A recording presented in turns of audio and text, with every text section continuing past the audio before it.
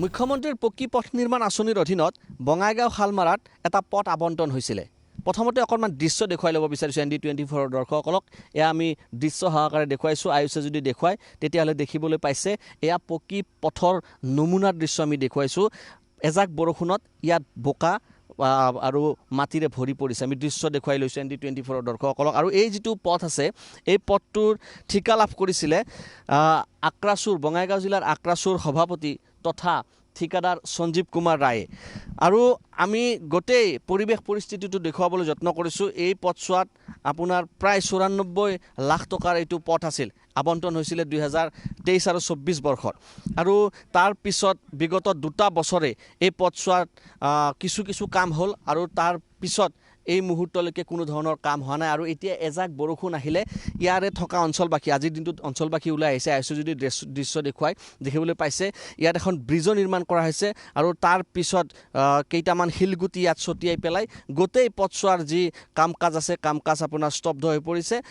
এক প্ৰকাৰ দায়িত্বৰ পৰা যেন হাত সাৰিছে ঠিকাদাৰ সঞ্জীৱ কুমাৰ ৰায়। ঠিকাদাৰ সঞ্জীৱ কুমাৰ ৰায়ৰ কথা আমি কম, কিন্তু প্ৰথমতে আমি ৰাইজৰ পৰা প্ৰতিক্ৰিয়া জানিবলৈ যত্ন। ৰাইজে কি কয়, কি সমস্যাত ভুগিছে।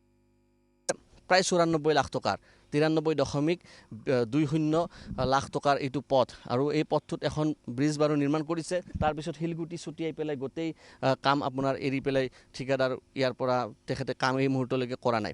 কি ক'ব প্ৰথমতে বিভাগক, কি ক'ব ঠিকাদাৰক, কি ক'ব আপোনালোকে জমৰ যন্ত্ৰণাত ভুগিছে?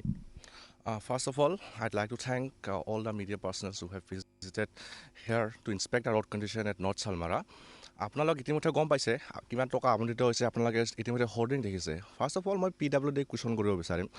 যিখিনি সময়ত আমাৰ এই ৰাস্তাৰ আপোনালোকে দেখিছে কাম কোনো ধৰণৰ কমপ্লিট হোৱা নাই, কিন্তু বিফৰ কমপ্লিশ্যন তেওঁলোকে হোৰ্ডিং লগাইছে। হাউ ইজ ইট পচিবল? এইটো নিশ্চয়কৈ সম্ভৱ নহয়। এইটো PWD বিভাগৰ এটা দায়িত্ব থাকিব লাগিছিল যে তেওঁলোকে হোল্ডিংছখন যোনজন ঠিকাদাৰে যদিহে লগাইছে তেখেতৰ বিহিত ব্যৱস্থা ল'ব লাগিছিলে। তেওঁলোকে চামন দিব লাগিছিলে। আৰু যদিহে চামনত তেওঁ কোনো ধৰণৰ এনচাৰ নিদিয়ে তেখেতক ব্লেক লিষ্টেড কৰিব লাগিছিল বা তেখেতৰ যি লাইচেঞ্চ আছে সেয়া বাতিল কৰিব লাগিছিলে। কিন্তু তাকে নকৰি বাৰম্বাৰ তেখেত একেজন ঠিকাদাৰক আমি দেখিবলৈ পাইছোঁ আৰু কামহে দিছে। এটা নহয় দুটা নহয়, আমি গম পাইছোঁ এই যি উত্তৰ শালমাৰা আছে উত্তৰ শালমাৰাতে 3টা স্থানত তেখেতক কাম দিয়া হ'ল। প্ৰথম পথটো হৈছে আপোনাৰ এইটো পথ হৈছে নামটো হৈছে construction of road from NH31 Khagarpur forest beat to Garopara road. আৰু ছেকেণ্ড যোনটো কাম হৈছে সেইটো আকৌ মালিপাৰাতে হয়, construction of road from Malipara to Pakharital. And যিটো থাৰ্ড লিড লিখা হৈছে এইটো হৈছে construction of road from Khagarpur Chalantapara signature road to Khilaguri part two Duramari village road. গতিকে এই গোটেইকেইটা কামত মই জনামতে বা আমি গাঁওবাসীয়ে জনামতে ইতিমধ্যে তেখেতক 2.60 লাখ টকা আবণ্টন দিয়া হৈছে, মানে 2,60,00,000 টকা। হয়। গতিকে এনে এজন ব্যক্তি যিজনে এটা কাম সম্পূৰ্ণৰূপে কৰা নাই, সেইজন ব্যক্তিক 3টা কামৰ দায়িত্ব দিছে। PWD তেওঁৰ মাজত সঞ্জীৱ আৰু PWDৰ মাজত কি ধৰণৰ এক গোপন বুজাবুজি আছে আমি নিশ্চয়কৈ জানিব বিচাৰিম। PWD যদিহে উক্ত ঠিকাদাৰজনৰ ওপৰত কোনো ধৰণৰ বিশেষ ব্যৱস্থা গ্ৰহণ নকৰে তেন্তে আমি ৰাইজে তেখেতৰ ওপৰত নিশ্চয় আমি PWD বিভাগৰ ওপৰত আমি বিহিত ব্যৱস্থা নিশ্চয় গ্ৰহণ কৰিম। আমি গম পাইছোঁ যে বা সকলোৱে জানে সঞ্জীৱ কুমাৰ ৰায় তেখেত আক্ৰাচুৰ সভাপতি বা আক্ৰাচুৰ সভাপতি হোৱাৰ সুবাদতেই PWD বিভাগে এই ধৰণৰ তেখেতসকলৰ নমুনা তেখেতসকলে কৰিছে নেকি, যে 8খনকৈ জাননী দিয়াৰ পিছতো 2023 আৰু 24 বৰ্ষৰ এই পথছোৱা আজি 2026 হৈ গ'ল, প্ৰায় 2টা বছৰ হৈ গ'ল। তাৰপিছতো আপোনাৰ ইয়াতে কাম তেখেতে সম্পূৰ্ণ কৰা নাই।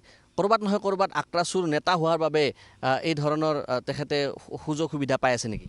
হয়, আক্ৰাচুৰ কথা আপুনি মেনশ্যন কৰিলে মই ক'বলৈ বিচাৰিম, আমি সকলো ৰাইজে গম পাওঁ আক্ৰাচু মানে নামটোৱে হৈছে এটা জাতিৰ কলংক। আক্ৰাচু নামটোৱে সদায় জাতিটোক আমাৰ বিক্ৰী কৰিহে খাইছে। আজিৰ দিনত যদি আপুনি চাবলৈ যায় তেওঁলোকে ৰাতি বন্ধ ঘোষণা কৰিব, অহাকালি কোনোবা মন্ত্ৰী গোটৰ লগত বহি কেনে তেওঁলোকে ক'ব যে অহাকালিৰ পৰা আৰু বন্ধটো নাই। গতিকে এনেধৰণৰ তেওঁলোকে জাতিৰ বিক্ৰীৰ কাম কৰি আহিছে। আৰু এতিয়াতো আকৌ নকয়, আকৌ তেওঁলোকে কচাচমুখী উদ্যোগিত এই এলেকাসমূহত যিখিনি সময়ত তেখেতসকলে আমাৰ ৰাইজৰ উন্নতিৰ হকে কাম কৰিব লাগিছিল সেই টাইমত তেওঁলোকে আমাৰ ৰাইজক প্ৰতাৰণা কৰি আহিছে। গতিকে মই আক্ৰাচু শীৰ্ষবৃন্দক মই আহ্বান তথা দাবী জনাইছোঁ, অতি সোনকালে যিজন ঠিকাদাৰ ৰূপী যিজন ছাত্ৰ নেতা আছে তেখেতক বহিষ্কাৰ কৰক আক্ৰাচুৰ মজিয়াৰ পৰা। অন্যথা আমি উত্তৰ শালমাৰা গাঁওবাসীয়ে 3খন গাঁৱে মিলি আমি আক্ৰাচুকে আমি উত্তৰ শালমাৰাৰ পৰা বহিষ্কাৰ কৰিম। বাকী যে আমাৰ ইমান মানুহখিনি এইখিনি এতিয়াতো বোকা গোটেই এইটো আপোনালোকে দেখাই পালে এইখিনি গোটেই বোকা হৈ আছে আজি এইটো বুলি নহয় আমাৰ আৰু এটা ৰাস্তা আছে যে মানে কাম হ'ব লাগে জল্দি কামটো হ'বই লাগে জল্দি আমাৰ এতিয়া হ'ব লাগিছিল কাৰণ চাওক মই এজন আমাৰ উত্তৰ শালমাৰা গাঁও পঞ্চায়তৰ মই সভাপতি হয় সভাপতি হিচাপত মই আজি মোৰ কাৰ্যকাল প্ৰায় এবছৰ হ'ল মই দেখা পাই আহিছোঁ আমাৰ এই ৰাস্তাটোত মই দুবাৰ মই কৈছিলোঁ মই নিজে কৈছোঁ আমাৰ PWD বিভাগতো কৈছোঁ আমাৰ এজন জুনিয়ৰ ইঞ্জিনিয়াৰ আছিল নেকি গুৰুত্ব কিয় নিদিয়ে সিহঁতে তেওঁলোকে গুৰুত্ব কিয় নিয়ে নাজানো এতিয়া চাওক সেই কামটো যদি আমাৰ পঞ্চায়তৰ হ'ল হয় মানুহে 100টা আঙুলি দিলে হয় আপোনালোকে কি কৰিছে পঞ্চায়তত আহে 1 লাখ টকা সঞ্জীৱ কুমাৰক ভয় কৰে নেকি মোৰ হিচাপততো ভয় কৰাৰ নিচিনা লাগিছে আগৰ যোন আমাৰ পুৰণা DC আছিলে DC ছাৰকো মই নিজে কমপ্লেইন কৰিছিলোঁ যে ছাৰ আমাৰ এনেকুৱা মই তেতিয়া গম নাপাওঁ ঠিকাদাৰ কোন হয় আচলতে তেতিয়া হোল্ডিঙো লগোৱা নাছিলে তো মই কৈছিলোঁ ছাৰ যোনে কামটো কৰিছে আপুনি অলপমান চাই দিয়ক আমাৰ যোন পুৰণা DC ছাৰ আছিলে তেওঁ ট্ৰেন্সফাৰ হোৱাৰ আগতে মই কৈছিলোঁ তেওঁ কৈছিলে হ'ব মই বাৰু চাই দিম তেওঁ চাই দিম বুলি কৈছিলে তেতিয়া ভাবিছিলোঁ আমি কিবা এটা আশা ভাবিছিলোঁ যে কিবা এটা হ'ব কিন্তু তেনেকেই থাকিল